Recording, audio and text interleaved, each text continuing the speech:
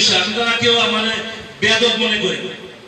আমি আসলে আমার জানার আগ্রহ, এবং আমি একটা জিনিস বিশ্বাস করি যে জানার চাইতে যে জানার নাম ইমান না, ইমান হচ্ছে মানার নাম। আমি যতটুকু জানি ততটুকু আগে মানতে হবে। আমি জানলাম অনেক, মানলাম না। সুতরাং সেই জানার মধ্যে কোনো ই নাই, সফলতা নাই। সেই জানার মধ্যে কোনো মানে আপনার কি বলে সার্থকতা নাই। আমাদের পাসপোর্টে একটি নাম লেখা আছে, আপনার নিজের নাম। সারা পৃথিবীতে ঘুরতে পারবেন। আমি এক আলেম সাহেবের ওয়াজে শুনছি, সেটাই আমি বলতেছি যে বারবার বলার অনেক কারণ আছে, যে বঙ্গবন্ধু সারা পৃথিবীতে বাংলাদেশের স্বাধীন হওয়ার পর সর্বপ্রথম একটি রাষ্ট্র বাংলাদেশের স্বীকৃতি দেওয়ার জন্য, ইন্ডিয়ার পরে বাংলাদেশকে স্বীকৃতি দেওয়ার জন্য বিশেষ দূত পাঠিয়েছিলেন বঙ্গবন্ধুর কাছে। সেটা হচ্ছে ইসরায়েল। মুসলমানের সবচেয়ে বড় ইসরায়েল শত্রু। সেই ইসরায়েলকে বঙ্গবন্ধু তার জীবদ্দশায় কোনদিন এবং সর্বপ্রথম উনি তার প্রস্তাব প্রত্যাখ্যান করেছেন যে আমি বাঙালির নেতা, কিন্তু আমি মুসলমান। মুসলমান একবার মরে, বারবার মরে না। এই মুসলমানের যারা প্রধান শত্রু, প্রথম শত্রু এবং সর্বশেষ শত্রু, তাদের সাথে আমার কোনো বন্ধুত্ব নাই। উনি ঘৃণা করে সেটা প্রত্যাখ্যান করেছিলেন। এত বড় বুকের পাঠা সদ্য স্বাধীন দেশে, আমার পার্শ্ববর্তী রাষ্ট্র ইন্ডিয়া, আমি যার আন্ডারে ছিলাম পাকিস্তান, বর্বর পাকিস্তান, যারা আমার মা বোনের ইজ্জত লুটছে, তাদের সাথে থাকা, পূর্ব পাকিস্তানের অংশ থাকা, পার্শ্ববর্তী দেশ ইন্ডিয়ার পাশে থাকা, এত বড় হিন্দু রাষ্ট্র, তার পাশে থাকা একজন নেতার সাহস হয়েছিল যে ইসরায়েলের এই প্রস্তাব ঘৃণা করে প্রত্যাখ্যান করা। সুতরাং আমরা বলি 1000 বছরের শ্রেষ্ঠ বাঙালি। প্রত্যেক গলি গলিতে আলেম ওলামা জন্মায় না, প্রত্যেক গলিতে গলিতে আল্লাহর ওলি জন্মায় না, কিন্তু বঙ্গবন্ধুর মতো একজন নেতাও 1000 বছর একজন বাঙালি তৈরি করছেন কে? আল্লাহ রাব্বুল আলামিন। বঙ্গবন্ধু, অনেকেই বলে যে বঙ্গবন্ধু ধর্মনিরপেক্ষতার কথা বলছে। পৃথিবীর সবচেয়ে বড় যিনি, যার জন্ম না হলে দুনিয়া সৃষ্টি হইতো না, যার জন্ম না হইলে এই আসমান জমিন কিছুই সৃষ্টি হইতো না, মানুষ সৃষ্টি হইতো না, ওনার চেয়ে বড় ধর্মনিরপেক্ষ কেউ নাই। উনি আল্লাহর নবী রাসূল সাল্লাল্লাহু আলাইহি ওয়াসাল্লাম। ঠিক। পৃথিবীতে সবচেয়ে মডার্ন যদি কোনো ধর্ম থাকে, সেটা একমাত্র ধর্ম হচ্ছে ইসলাম। পৃথিবীতে একমাত্র ধর্ম যদি থাকে যে নিজে মরে গিয়েও আরেকজনের শান্তি কামনা করে, সেটা হচ্ছে ইসলাম। আমরা নিজেরা ক্ষতিগ্রস্ত হইয়া আরেকজনের জন্য শান্তি কামনা করি। আমরা ঘর থেকে উঠে প্রথম কুশল বিনিময় করি, আসসালামু আলাইকুম ওয়া রাহমাতুল্লাহি ওয়া বারাকাতুহু, আপনার প্রতি শান্তি বর্ষিত হোক।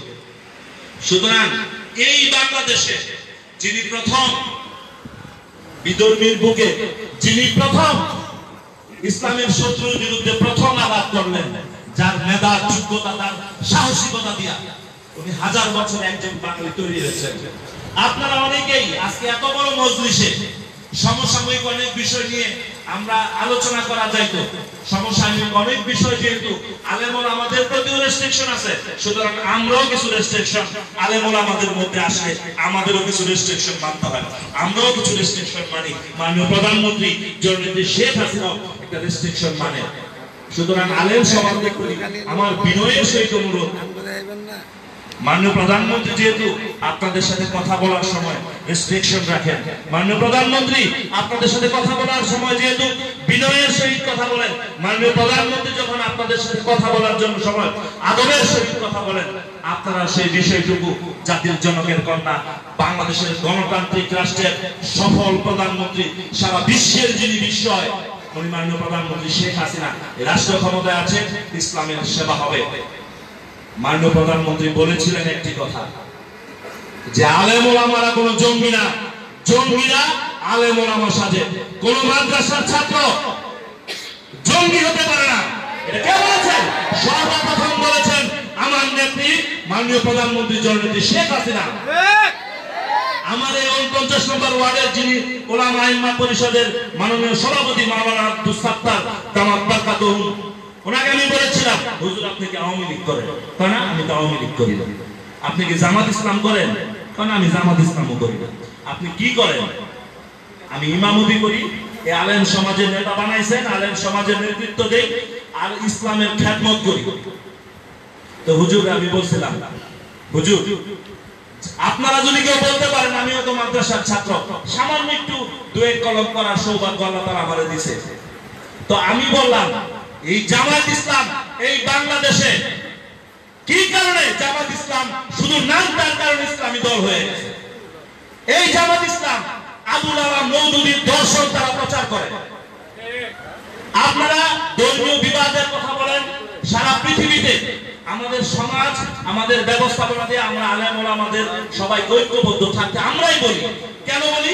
আলেম ওলামারা যদি সুশৃঙ্খল না হয়, আলেম ওলামাদের মধ্যে যদি গ্রুপিং থাকে, আমরা দ্বিধাবিভক্ত হই। কেন দ্বিধাবিভক্ত হই? কারণ আলেম ওলামারা আমাদের সর্বোচ্চ সম্মানের পাত্র।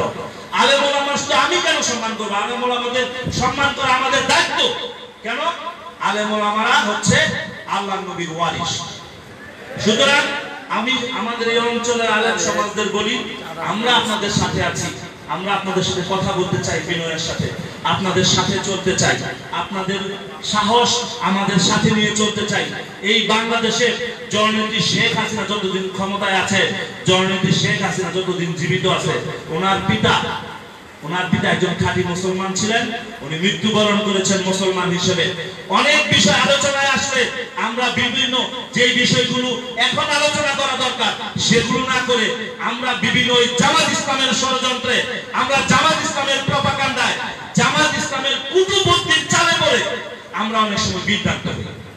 এই জামাত ইসলাম বাংলাদেশের কোন ইসলামী দল না। এই জামাত ইসলাম ইসলামের সবচেয়ে বড় শত্রু যদি থাকে এই জামাত ইসলাম। আমাদের এই পাক ভারতের উপমহাদেশের একজন বিরাট শক্তিশালী নেতা ছিলেন। হাজার হাজার লক্ষ লক্ষ কোটি কোটি মানুষ এই পৃথিবীতে আসছে এবং পৃথিবীতে চলেও গেছে। কিছু কিছু মানুষ, দুই চারজন মানুষের ইতিহাস, যাদের কর্মকাণ্ড দিয়ে আজকে ইতিহাস তৈরি হয়েছে। লক্ষ লক্ষ কোটি কোটি মানুষ চলে গেছে, কিন্তু আজকে ইতিহাস তৈরি হয়েছে ভালো খারাপ মিলাই। আমাদের এই পাক ভারত উপমহাদেশের একজন ছিলেন, কি বলে, রাজা ছিলেন, সুলতান ছিলেন। উনি ছিলেন একজন একটা ধর্ম প্রচার। উনি এত ক্ষমতা হয়েছিল ওনার, নিজে জিল্লে ইলাহি, নিজে বিভিন্ন উপঢৌকন। কারণ প্রেসিডেন্ট রাজা বাদশাদের উপঢৌকনের তো অভাব হয়। অনেকে তার সুবিধা নেওয়ার জন্য একটা উপাধি দিয়ে আসতো, বিভিন্ন রাজ্যের গভর্নর একটা সুবিধা নেওয়ার জন্য উপাধি দিয়ে আসতো। উনি নিজের জিল্লা ইলাহি উপাধিতে বসতে করেছিলেন নিজেকে। এবং সর্বশেষ উনি ওনার রাজত্বের প্রতি, ওনার নেতৃত্বের প্রতি এত কনফিডেন্স হয়েছিলেন, উনি ধর্মীয় ব্যবস্থাপনায় আগা থাকছিলেন। উনি নিজে একটা ইসলাম ধর্ম প্রচার করে, ইসলাম ধর্মের মতো একটা ধর্ম প্রচার করেছিলেন, সেটা হচ্ছে দ্বীনে ইলাহি। এটা হচ্ছে আমি সম্রাট আকবরের কথা বলি। উনি দ্বীনে ইলাহি নামে ইসলামের মতো করে, ইসলামের মতো করে একটি ধর্ম প্রচার করেছিলেন। কিন্তু শেষ বয়সে আবার তওবা করে, আমি শুনেছি ইতিহাসের পাতায় দেখেছি যে শেষ বয়সে তওবা করে উনি আবার ইসলামের রাস্তায় ফিরে এসেছেন। এই জামাত ইসলামের নেতাদের আমি বলি, এই বাংলাদেশে আবুল আলাম মওদুদীর দর্শন প্রচার করে না করে ওই যে কওমি আলেমদের পিছনে পিছনে হাঁটতেছেন, বাবা ওইটুকুই হাঁটেন। কোন ষড়যন্ত্র করে এই আলেম ওলামাদের সামনের কাতারে দাঁড়ানোর চেষ্টা করেন না। আলেম ওলামাদের চেষ্টা করেন না। সারা বাংলাদেশে এই আলেম ওলামাদের যে সর্বোচ্চ সম্মানে ভূষিত করছেন, জননেত্রী শেখ হাসিনারে ক্ষতি করার চেষ্টা করেন না। এই বাংলাদেশের ক্ষতি করার চেষ্টা করেন না, উন্নয়নের ক্ষতি করার চেষ্টা করেন না। আপনারা ৭১ সালেও বলছিলেন যে এই বাংলাদেশ স্বাধীন হলে বঙ্গবন্ধু হিন্দু রাষ্ট্র বানাই দিব। বঙ্গবন্ধু হিন্দু রাষ্ট্র বানায় নাই। এই বাংলাদেশের ঢাকা শহর মসজিদের শহর। আমার নেত্রী শেখ হাসিনা আগামী 5 বছরের মধ্যে ৫,৫০০ মডেল মসজিদ নির্মাণ করবেন বিভিন্ন সাহায্যকারী সংস্থার মাধ্যমে। সুতরাং মাননীয় নেত্রী ইন্ডিয়ার কাছে দেশ বেচনের লেগে বসে রয়েছে। এটা বঙ্গবন্ধুর কন্যা, উনি শেখ হাসিনা। উনি এই রাষ্ট্রের উন্নয়ন চায়, এই অঞ্চলের মানুষের শান্তি চায়, এই অঞ্চলের সারা পৃথিবীতে এই বাংলাদেশকে উন্নত রাষ্ট্র বানাইতে চায়। আলেম ওলামাদের কাছে অনুরোধ জানাই, আমি তো এত বড় নেতা না, আমি আমার একটা ওয়ার্ডের নেতা, আপনারাই বানাইছেন, চাইলে আবার ফালাই দিতে পারবেন। আপনাদের কাছে অনুরোধ জানাই, সকল পন্থার উত্তম হচ্ছে কি মধ্যম পন্থা। সকল পন্থার উত্তম পন্থা। সুতরাং আপনারা একটা কথাই বলি, চরম পন্থার দিকে না যায় মাননীয় প্রধানমন্ত্রীর প্রতি বিশ্বাস রাখেন, মাননীয় প্রধানমন্ত্রী শেখ হাসিনার প্রতি বিশ্বাস রাখেন। বিশ্বাস করে কেউ ঠকে না। আর আলেম ওলামারা আশা রাখি বিশ্বাস করে ঠকবেন না। বিশ্বাস করে ঠকে নাই। এই আলেম সমাজের সর্বোচ্চ শিরোমণি ছিলেন। আমাদের এই মাদ্রাসায় উনি অনেকবার এসেছেন। আমাদের মাদ্রাসার গার্ডিয়ান ছিলেন মাওলানা আহমদ শফি সাহেব দামাত বারকাতুহুম। উনি অনেক বড় এই বাংলাদেশের না শুধু সারা পৃথিবীর আলেম সমাজের মধ্যে উনি সর্বশ্রেষ্ঠ আলেমের মধ্যে একজন ছিলেন। সুতরাং ওনার মৃত্যুর পর একটা রাষ্ট্রনায়ক চলে গেলে কিছু বিশৃঙ্খলা তৈরি হয়। একজন প্রধান চলে গেছেন, কিছু বিশৃঙ্খলা সৃষ্টির চেষ্টা করা হচ্ছে। এটা কারা করতেছে? আপনারা কষ্ট নিয়েন না। আপনাদের কাছে বিনয়ের সহিত বলি, এই জামায়াত ইসলামের সামনের কাতারে আনার চেষ্টা করেন না হুজুর। এরা পাকিস্তানের নেতৃত্ব দিতে পারে নাই, তারাও বাঙালির অধিকার আদায় করতে পারে নাই। তারা এই জামাত ইসলাম বাংলাদেশের ক্ষতি করা ছাড়া দ্বিতীয় কোনো কাজ করতে পারে না। এই কওমি মাদ্রাসার কওমি আলেমদের নেতৃত্বে সারা বাংলাদেশে কওমি মাদ্রাসা শিক্ষা বোর্ড হয়েছে। আপনারাই নেতৃত্ব দিবেন, আপনারা এই বোর্ড পরিচালনা করবেন, সারা বাংলাদেশের নেতৃত্ব দিবেন। জ্ঞান গরিমা অর্জন করে সার্টিফিকেট লাগবে, সেই সার্টিফিকেট দেওয়ার অধিকার শেখ হাসিনা দিয়েছে। ওই ইন্ডিয়ার কাছে দেশ বিক্রি করার লাগে না। আলেম ওলামাদেরকে অপমান অপদস্থ করার জন্য না, আলেম ওলামাদের সম্মান দিয়েছে যিনি, উনি আরো সম্মান দিব। সম্মানিত মানুষদের যদি সম্মান না করায়, যে দেশে জ্ঞানীদের সম্মান করা হয় না, ওই দেশে জ্ঞানী গুণী জন্মায় না। সুতরাং গুণী মানুষের সম্মান আমরা করি। আপনারা সমাজের জ্ঞানী মানুষ, গুণী মানুষ, রাষ্ট্রীয় ক্ষমতায় আসবেন, রাষ্ট্রের পৃষ্ঠপোষকতা করবেন, সব করবেন। আপনাদের সাথে নিয়ে তো মাননীয় প্রধানমন্ত্রী আগাইতে চায় অনেক দূর। সুতরাং অনেক বিষয় আছে যেগুলো আপনার অস্ত্র হাতে নিয়ে যুদ্ধ করা যায় না। অনেক যুদ্ধ আছে মাথা খাটায় করতে হয়, অনেক যুদ্ধ আছে মাথা খাটায় করতে হয়। সুতরাং আলেম ওলামাদের বলি, আপনারা শান্ত থাকেন, মাননীয় প্রধানমন্ত্রীর বিশ্বাস করেন, শেখ হাসিনা বিশ্বাস করেন। উনি একজন বিশ্বাসী, উনি ইসলাম ধর্ম কবুলকারী, ইসলাম ধর্মের একজন প্রচারকের সন্তান। বঙ্গবন্ধুর ইতিহাস আপনারা জানেন, উনি সুদূর বাগদাদ থেকে তার পূর্বপুরুষরা এই দেশে আসছেন ইসলাম প্রচার করার জন্য। একজন ধর্ম প্রচারকের ঘরেই বঙ্গবন্ধুর জন্ম, তার সুযোগ্য কন্যা জননেত্রী শেখ হাসিনা। আজকে আলেম ওলামাদের আজকে এই মাদ্রাসা শিক্ষা প্রতিষ্ঠান, এই মাদ্রাসা শিক্ষা প্রতিষ্ঠান,